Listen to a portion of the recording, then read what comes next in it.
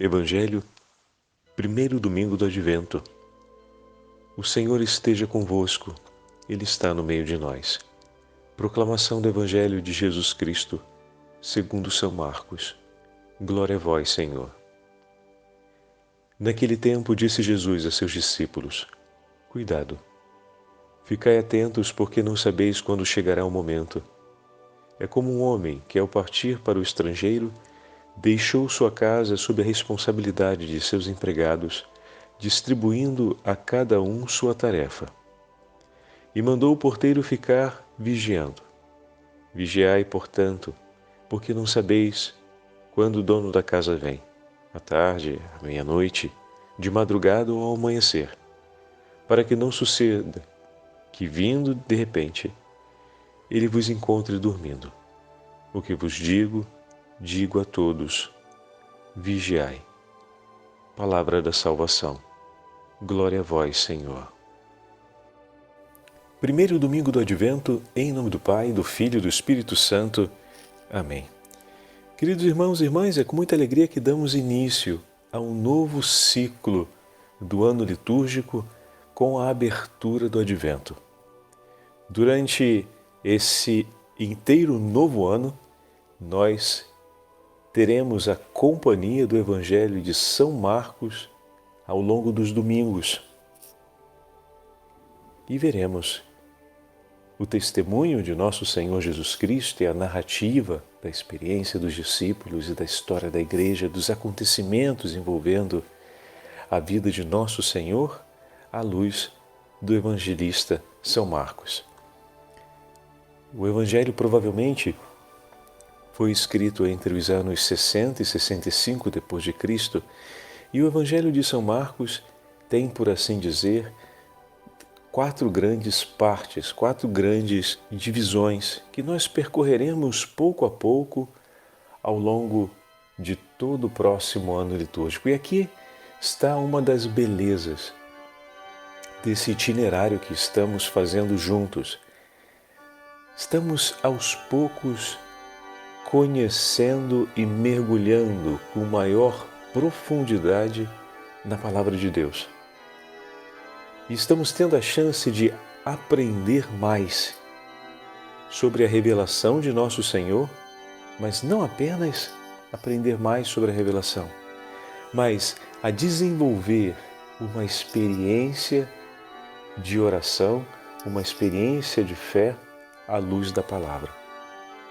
Como é fundamental conhecer a Palavra de Deus para poder rezarmos melhor.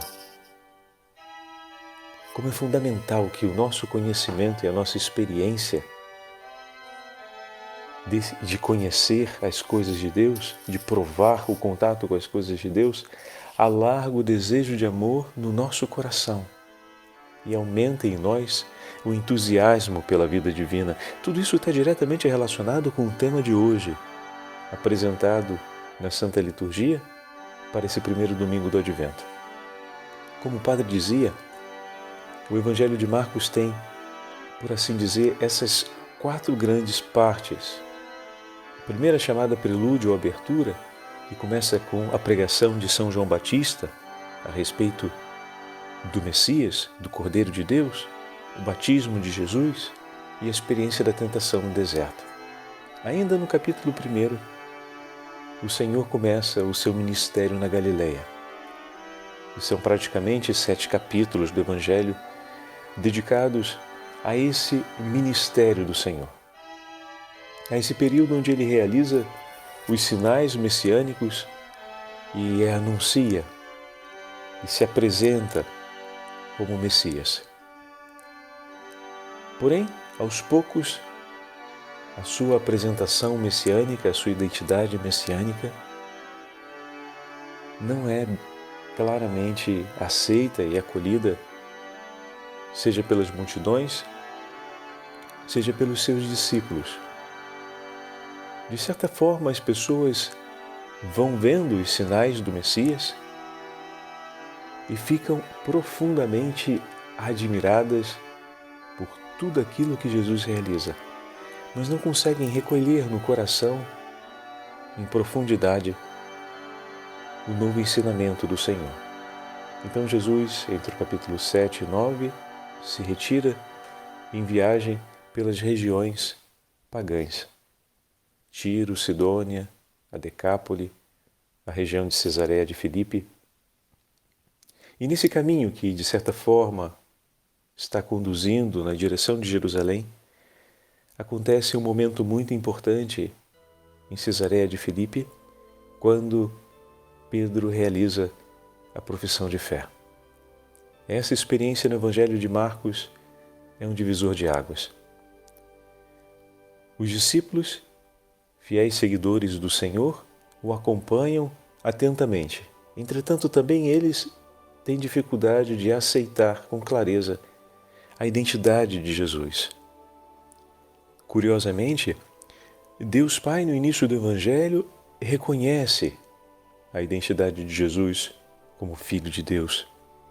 Os demônios, durante os exorcismos, reconhecem a identidade de Jesus como Filho de Deus. Os homens nem todos reconhecem, veem os sinais, mas ainda resta em seus corações certa perplexidade ao ver aquele que realiza os sinais como Filho de Deus escolher o caminho da humildade, o caminho do sofrimento, o misterioso caminho da abnegação e da entrega total e confiante nas mãos de Deus. Mas espera aí, Padre, todos nós não somos chamados, a história da Sagrada Escritura não fala de uma confiança total em Deus como sendo fundamental para a nossa aliança de amor com Ele? Exatamente.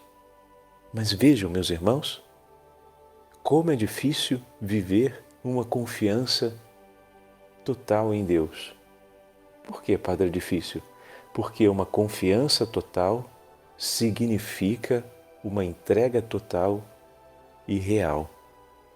Não uma entrega teórica, uma completa e verdadeira entrega de si.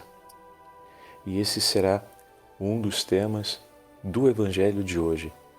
A fé, ela espera por ser praticada, ou seja, o tempo do Advento, como vamos ver, é um tempo de preparação e de espera.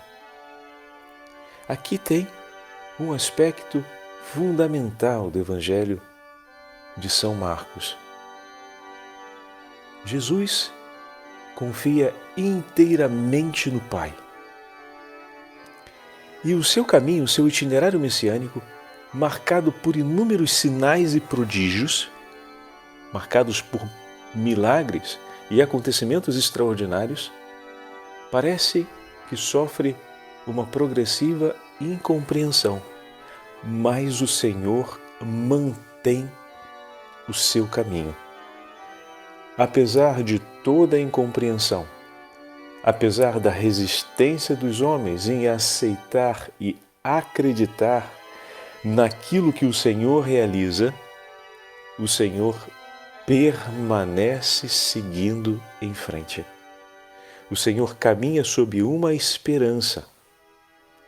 E a um certo momento, que é quando depois da caminhada até a região de Cesareia, onde acontece a profissão de fé de Pedro, esse acontecimento é um divisor de águas, porque ali se torna claro que conhecer Jesus como Filho de Deus supõe um dom da parte do Pai, que é a fé.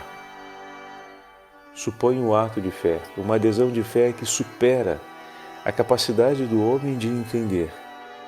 Um dom extraordinário do Senhor que Ele nos concede para que possamos nos unir a essa verdade. O que significa que, para professarmos que Jesus é o Senhor, precisamos depender inteiramente de Deus. O Pai nos entrega esse dom para que seja possível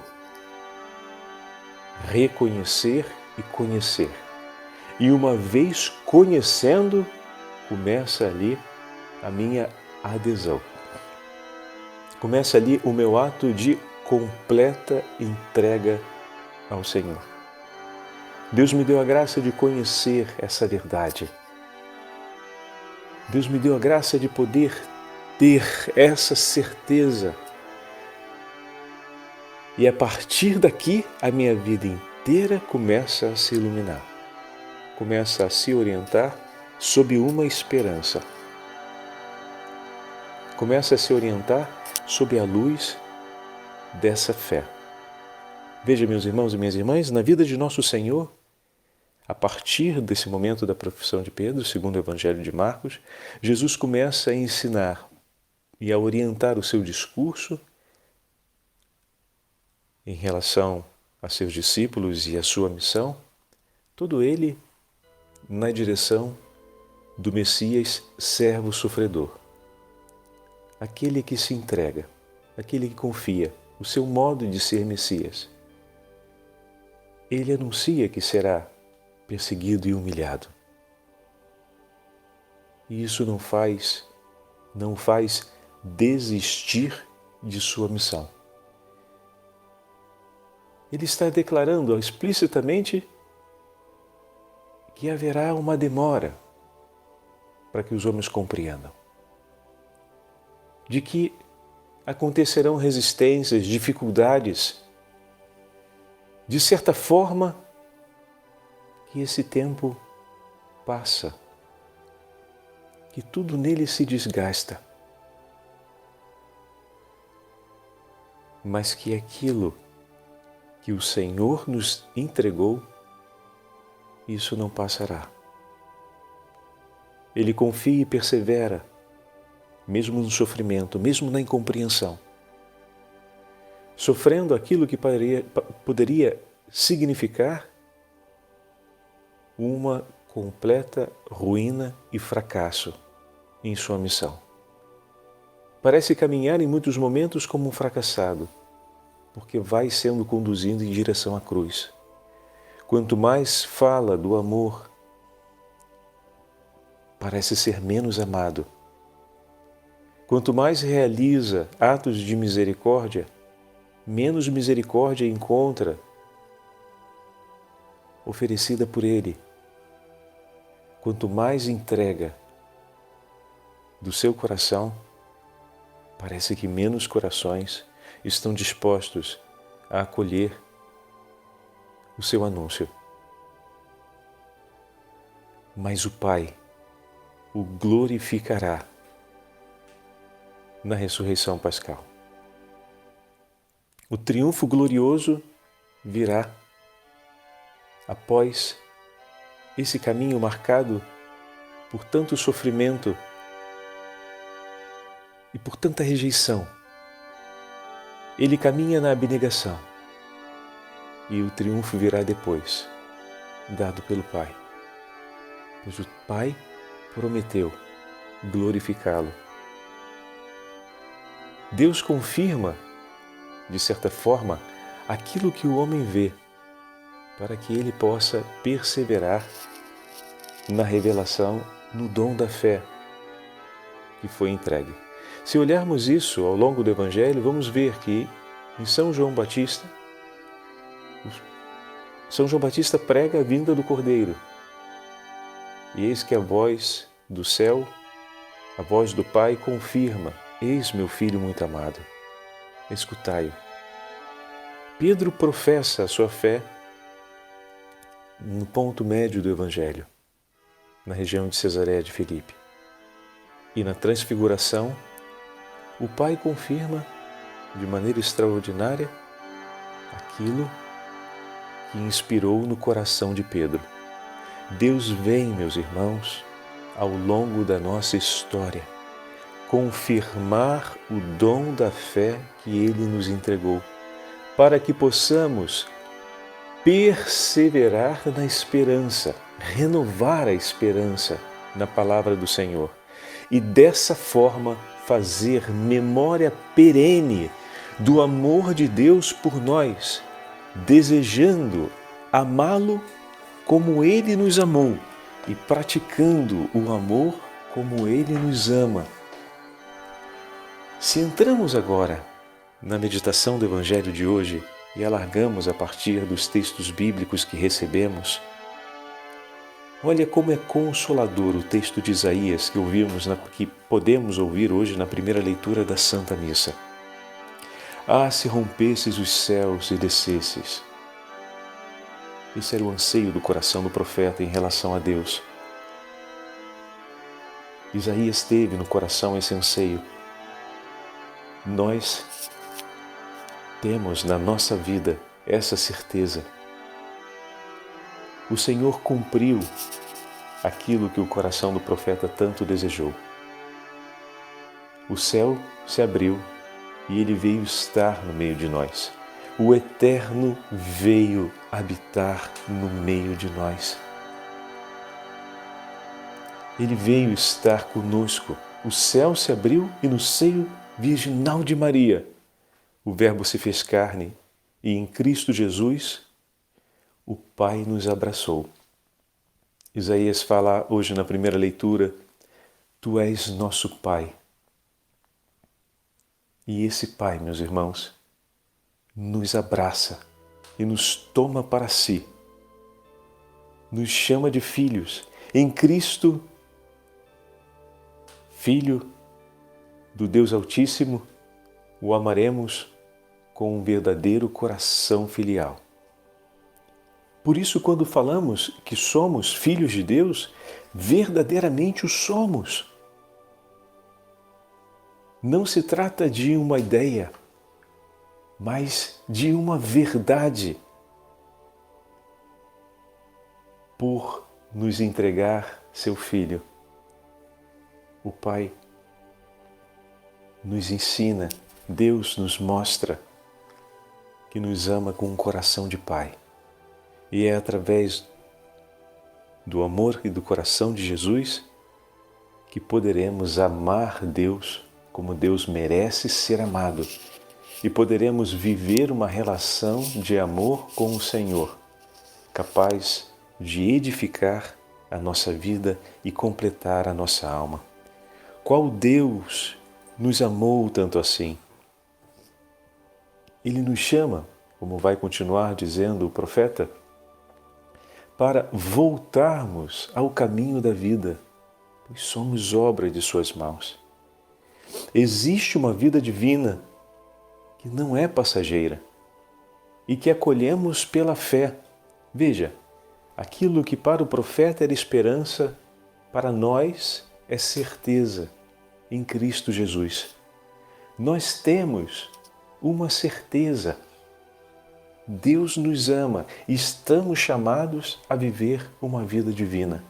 Como é importante essa certeza, meus irmãos, em um tempo onde tudo é passageiro e efêmero. Essa é a realidade que está à nossa volta e nós precisamos de uma esperança que nos ajude a enfrentar isso. Hoje temos saúde, amanhã talvez não tenhamos. Hoje temos a graça de poder conquistar os bens que vão fazer parte não só do conforto, como também do cuidado da nossa família, mas talvez amanhã isso se torne mais difícil. Ou talvez ontem tivéssemos mais segurança em conquistar. E hoje, com todo esse contexto que vivemos da pandemia, com todo esse contexto que nos leva a uma depressão financeira nos sistemas de trabalho, sentimos mesmo a angústia, como falávamos. Aliás, o Evangelho de hoje, ele vem em continuação ao Evangelho desses últimos dias. Estamos no discurso apocalíptico, ou melhor, no discurso escatológico de Nosso Senhor, onde Ele nos chama, o tema central de hoje é o tema da vigilância, e estamos falando de todas essas coisas para poder colocar os elementos do nosso vigiar. E esse tempo é um tempo de tantas incertezas, mas uma certeza norteia o coração do homem. Isso é importante termos claro. Em uma realidade de incertezas, que é a realidade que compõe a nossa vida enquanto existência, precisamos viver com algo que seja perene. e a estabilidade para que possamos, assim como se usamos uma imagem, o leme, ele conduz a nave. O leme é firme e está bem posicionado no ponto justo do barco. A água é inconstante. A água e as correntes podem levar o barco numa direção ou noutra. A água e as correntes podem levar o barco, seja para a margem, seja para perto de uma pedra, seja próximo de uma árvore, para uma rota de colisão, enfim. Só a água que se move não é suficiente para que o barco navegue em segurança. É preciso que haja um leme firme e bem posicionado. Assim, a fé, a esperança e a caridade, as três virtudes teologais, elas compõem a força desse leme, a estabilidade desse leme. Mas a esperança, ela é aquela que marca a direção. O cristão no mundo é aquele que traz consigo uma certeza, a fé, que sedimenta em seu coração uma autêntica esperança. Não vivemos para as coisas passageiras desse tempo, mas vivemos com a certeza que estamos unidos no Senhor e com Ele permaneceremos. De que aquilo que dá ao nosso coração a última palavra de felicidade vem de Deus. Por isso é importante que eu pense nas coisas de Deus, eu faça memória das coisas de Deus, eu divida as coisas de Deus com as pessoas que estão à nossa volta. Aí vem a caridade, o exercício da caridade. A memória de Deus na nossa vida que vai dando o gosto e o desejo por amá-lo. E aqui estamos, então, começando a entender aquilo que o Evangelho nos fala. Por 4 vezes, praticamente, hoje o Senhor nos diz, vigiai. Começando com a primeira expressão, estai atento, mas o Senhor, com esse estar atento, está nos dizendo, vigiai. Essa é a atitude do coração do discípulo do Senhor. O vigia está sempre atento àquilo que está se passando à sua volta. Mas a atenção do coração do cristão, ela não cai sobre os acontecimentos desse tempo e ali se fixa. A vigilância é para a vinda do seu Senhor. A vigilância se dá sob a promessa desse Senhor, que partindo deixa uma responsabilidade, um trabalho a ser feito e diz que voltará. Então, o vigia olha para a realidade que tem a partir da palavra do seu Senhor que diz, eu vou voltar. Ele olha essa realidade e nessa realidade ele busca os sinais da vinda do seu Senhor. O tempo que está passando e está se aproximando a hora dele chegar. O fato de que as agitações estão presentes é bem verdade, mas o seu Senhor lhe deixou uma tarefa. E em meio às agitações, ele recorda da tarefa que o seu Senhor lhe deu. A tarefa de amar, a tarefa de perseverar na fé, de perseverar na oração. Por isso, o tempo de vigilância, ele é marcado por uma preparação e por uma espera. A preparação é o exercício da fé que falamos. Como assim, Padre? Se o patrão, ao partir, deixou uma palavra, se ele deixou declarado para mim uma responsabilidade, um cuidado a ser feito, cada momento desse tempo da espera da vinda desse patrão, eu recordo a sua palavra. E recordando a sua palavra, tenho a chance de recordar o amor dele por mim. Cada vez que recordamos a palavra de Deus, recordamos a beleza do amor do Senhor por nós, como falávamos no início. Quando o profeta Isaías fez aquela declaração, se rompesses o céu e descesses, imagina o coração do profeta aqui como não está cheio do desejo de Deus. Quantas coisas Isaías não está pensando, não está recordando no seu coração de tudo aquilo que o Senhor fez pelo seu povo, de tudo aquilo que o Senhor fez por ele, pela sua família, de tudo aquilo que Deus realizou e quanto pensar nas coisas de Deus não foi enchendo o seu coração de um amor tão grande a ponto do profeta quase que sussurrar: Tu és nosso Pai, Senhor. Ah, se rompesses o céu e descesses, pensar as coisas de Deus nos faz desejar o seu amor, faz crescer no nosso peito o desejo de amá-lo. Isaías diz: ah, se o céu rompesse e o Senhor viesse até nós, só que o coração dele está se enchendo de amor e ele está subindo aos céus. Ele deseja que o céu se abra, ou seja, que o seu Senhor venha ao seu encontro, mas pensando as coisas do seu Senhor, o seu coração se enche do amor celeste. E se o céu não se rompe e ele desce, por assim dizer, o seu coração está subindo até os céus, pois está se tornando cheio de amor. Então, essa é a beleza da experiência de pensar os mistérios da nossa fé.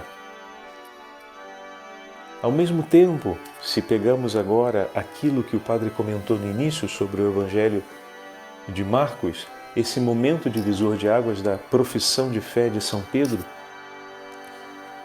onde, por obra de Deus, Pedro declara: Tu és o Messias, o Filho do Deus vivo. Imagina, meus irmãos, quantas vezes depois desse momento, Pedro, vendo os sinais messiânicos de Jesus, Pedro, vendo Jesus expulsar o demônio, curar o enfermo, anunciar a boa nova do reino, não renovou no seu coração essa verdade entregue por Deus. De fato, ele é o Filho de Deus. De fato, aquilo que eu senti, que não era só um sentimento como o próprio Senhor afirma, mas é uma revelação, ou seja, um ato de Deus, um dom de Deus por ele, Pedro. Quantas vezes ele não teve a chance de renovar isso? E quantas vezes, renovando essa verdade, esse dom, o seu coração não se encheu de amor e ele não desejou, como Isaías, que o céu se abrisse e o Senhor descesse até nós. Ou seja, desejou a presença de Cristo. E nós temos essa presença de Deus no meio de nós através de Cristo, pelo batismo. Isaías não tinha. E quando nós dizemos, quando o nosso coração se enche de amor pensando as coisas de Deus, o Senhor está no meio de nós. Nós temos o sinal da cruz, nós temos a graça de poder invocar o nome de Jesus. Nos foi entregue, onde 2 ou mais estiverem reunidos em meu nome, eu estarei no meio deles, e o nome do Senhor nos foi entregue, para que nós possamos fazer memória. E fazendo memória, possamos viver o seu amor. E vivendo o seu amor, possamos celebrar a sua presença. E estando na sua presença, podemos cantar as alegrias dos céus. Com muita alegria nós dividimos com vocês não apenas a nossa novena, para termos esse tempo onde juntos com a Virgem Maria faremos a renovação da nossa fé.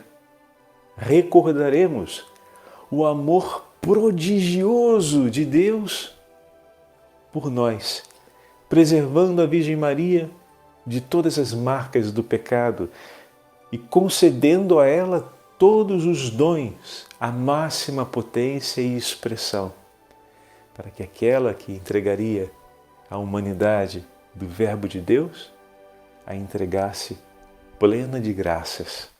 Eis aqui uma esperança importantíssima que hoje começamos a celebrar com a oração da novena. Como pensar as maravilhas que Deus fez na vida da Virgem Maria aquece, suscita no nosso coração o desejo pela santidade e o desejo pelo céu, que para nós é uma certeza, e ao olharmos a Santíssima Virgem Maria, essa certeza se aquece no nosso coração. E termos a chance de viver isso em família nos dá ainda mais entusiasmo. E juntamente com essa experiência, entregamos também uma série de iniciativas, para poder conversarmos com os nossos filhos e com a nossa família, para nos divertirmos em casa, pensando as coisas do Senhor. É importante termos isso claro. É uma alegria para nós sermos cristãos. Não significa que estamos alheios ao que se passa nesse tempo, mas que estamos estáveis interiormente. Ter um coração estável e equilibrado. A fé nos entrega isso. Um coração estável e equilibrado. Voltemos à imagem do início, porque o Padre falou um pouco mais longamente sobre alguns elementos do Evangelho de São Marcos que teremos a oportunidade de conhecer com calma durante esse ano litúrgico, mas esse marco, essa marcação, melhor dizendo, ela é importante para a gente pontuá-la agora. A estabilidade. Como a fé nos traz a estabilidade no coração. Cultivar a fé na nossa casa é preparar uma família estável para as incertezas do tempo. Falar das coisas de Deus, buscar dividir as alegrias e os ensinamentos do Senhor, a vitalidade da vida espiritual em família torna a minha família uma família estável. Uma família que vive o tempo presente, com todas as suas dores e incertezas, mas vive esse tempo presente unida, porque a experiência de fé nos leva à unidade. Vive com confiança, sabendo depositar pelo outro o amor que é necessário para que o outro consiga passar para além das dores desse tempo. Então consegue ser uma família que se entrega de fato, que está unida porque escolhe fazer-se, cada um entrega de vida pelo outro. Que outro tesouro maior, meu irmão, você quer construir em favor da sua família? A gente pensa que não pode faltar nada e é justo, um pai zeloso, uma mãe zelosa pensa em não deixar faltar as coisas em casa.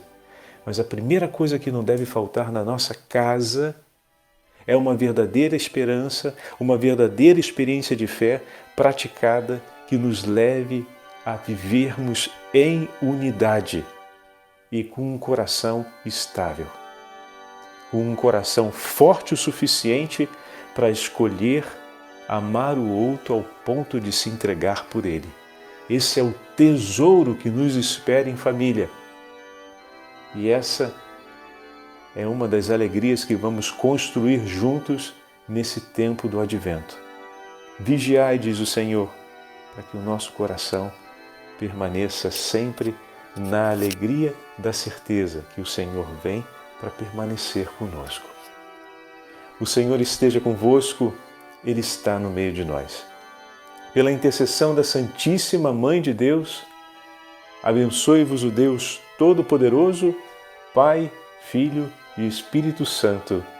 Amém.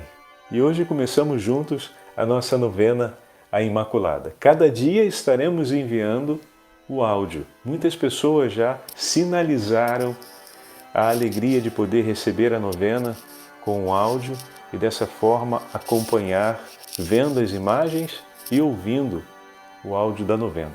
A cada dia vamos enviar o áudio do dia, porque, como vocês vão perceber, a gravação ela vai se modificando pela alternância das vozes e também pela parte central do texto, que é o texto específico para cada dia. Hoje, o primeiro dia. Amanhã, o segundo e assim sucessivamente para cada um dos dias. Nos encontramos daqui a pouquinho na oração da nossa novena. Deus abençoe a todos.